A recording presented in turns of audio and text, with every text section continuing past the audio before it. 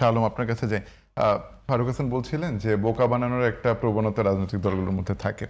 অনেকে এই আলোচনায় এসে বলেছেন যে সরকার এবং বিরোধী দল আসলে যে একটা শত্রুতা ভাব দেখাচ্ছে, এটিও আসলে জনগণকে এক ধরনের বোকা বানানো। কারণ তারা সংসদে যখন তাদের স্বার্থের কোনো কথা আসে তখন তারা খুব একমত হন, এবং তারপর যে বিরোধিতা তারা সংসদে করেন কিংবা সংসদের বাইরে করেন, সেটা আসলে শুধুমাত্র যে একটা বিরোধী দল আছে কিংবা এরা যে আলাদা সেটা বোঝানোর জন্য। আপনার কাছেও কি তাই মনে হয় যে সরকার এবং বিরোধী দলের মধ্যে যে শত্রু একটা ভাবাপন্ন ব্যাপার, এটা আসলে শুধুমাত্র লোক দেখানো?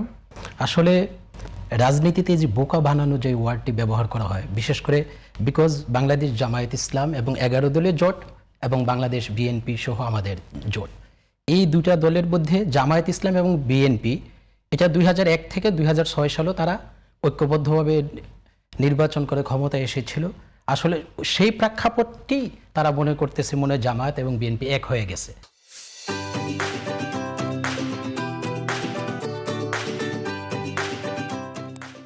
কিন্তু বর্তমান যে প্রেক্ষাপট আপনি সংসদে দেখেন আসলে এক না। জামায়াত ইসলাম রিয়েলি তারা অপোজিট পার্টি এখন, এবং সংসদে যে তেলের সংকটের কথা উনি বললেন, তেলের সংকটের ক্ষেত্রে কিন্তু আমাদের মাননীয় প্রধানমন্ত্রী জনাব তারেক সাহেব 5 সদস্য বিশিষ্ট এবং তাদের বিরোধী দলের 5 সদস্য বিশিষ্ট 10 সদস্য বিশিষ্ট কমিটি গঠন করলেন। তো তেলের সংকটের ক্ষেত্রে যখন আপনি জাতীয় ক্রাইসিস হয় কোনো ক্ষেত্রে, তখন আপনি বিরোধী দল সরকারি দল কিন্তু ইউনাইটেড হলে এটা দেশের জন্য অত্যন্ত মঙ্গল। তো এইটাকে যদি আপনি বোকা বানানো বলে মনে করেন, সেটা আসলে এটা ঠিক না। আর আপনি কোন ক্ষেত্রে আপনি জাতীয় স্বার্থগুলোর ক্ষেত্রে কিন্তু আপনি অবশ্যই জাতীয় শুধু সরকার কেন সবার উচিত ঐক্যবদ্ধভাবে দেশের জাতীয় স্বার্থগুলো ক্ষেত্রে ইউনাইটেড হওয়া। এখানে যে বোকা বানানোর কথা বলা হচ্ছে, এটা এই দিক থেকে আমি মনে করি সঠিক না। কিন্তু তারা সংসদের বাহিরে এসে তারা যেই সমস্ত কথা বলছে, বিশেষ করে জামায়াতের, বিশেষ করে এনসিপি, যে তারা এই অল্প কিছুদিন হলো, সরকার কতদিন হলো, 2.5 মাস নিয়ারলি, 2.5 মাসের মধ্যেই তাদের কেন সরকারকে বাংলাদেশ থেকে বিতাড়িত করতে হবে, সরকারের কেন আপনি আলটিমেটাম দিচ্ছেন, এই সরকারকে আর রাখা যাবে না। এই সরকার কি এমনি আসছে? এই সরকার জনগণের রায়ের সরকার, জনগণের ম্যান্ডেটেড সরকার, জনগণ রায় দিয়েছে, তারা সরকার এসেছে, তাদেরকে 5 বছর অতিবাহিত করতে দিন, তাদেরকে দেখুন একটু দেন। আর বোকা বানানো, আবার উনি একটি কথা বলল জনগণের প্রত্যাশা অবশ্যই যে কোনো সরকার এটা জনগণের প্রত্যাশা পূরণ করার আপ্রাণ চেষ্টা করে, কিন্তু সব প্রত্যাশা তো আর পূরণ করা সম্ভব না।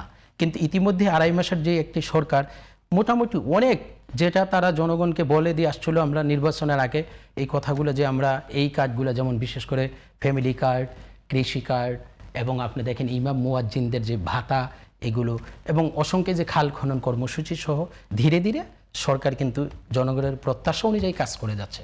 আপনি জনগণের প্রত্যাশা এবং জনগণের সকল প্রত্যাশা এটা পূরণ করা মানে সম্ভব না, কারোই সম্ভব না।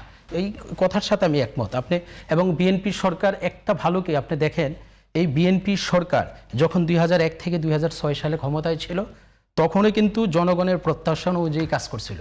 আপনি কিভাবে দেখেন, এই যে বিএনপির সরকার যদি তারা কি চেয়েছিল, কেয়ারটেকার গভর্নমেন্টটা যখন ফ্যাসিস্ট সরকার ধূলিসাৎ করে দিল, সংবিধান তারা নিজস্বভাবে বানালো, এবং বানানোর ফলে দেশের এই অস্থির যে আজকে যে 24শে জুলাই কেন হলো, 24শে জুলাই হয়েছি কিন্তু এই আপনার এই ফ্যাসিস্ট সরকারের কারণে। এবং 5ই আগস্টের পরবর্তী যে সরকার, সেটা অবশ্যই কেউ চায় না যে আবার আগে অবস্থায় ফিরে যাক। দেশে সবাই আমরা শান্তি শৃঙ্খলা এবং জনগণের প্রত্যাশা অনুযায়ী আমরা মানে দেখতে চাই, যাতে সরকার জনগণের মনের প্রত্যাশা পূরণ করতে পারে, এবং সরকার সেইভাবেই কাজ করছে। আমার দৃষ্টিতে সরকার এমন কোনো কাজ করে নাই যে আপনি সরকারকে একেবারে এখনই নতুন অবস্থায় সরকারের প্রতি আপনি অনাস্থা নিয়ে আসবেন। হ্যাঁ, তাহলে আপনি একটু সময় দিন, সময়ের প্রেক্ষাপট আপনি 5টা বছর অতিবাহিত করতে দিন। আমাদের নেতা তো বলছে আই হ্যাভ এ প্ল্যান।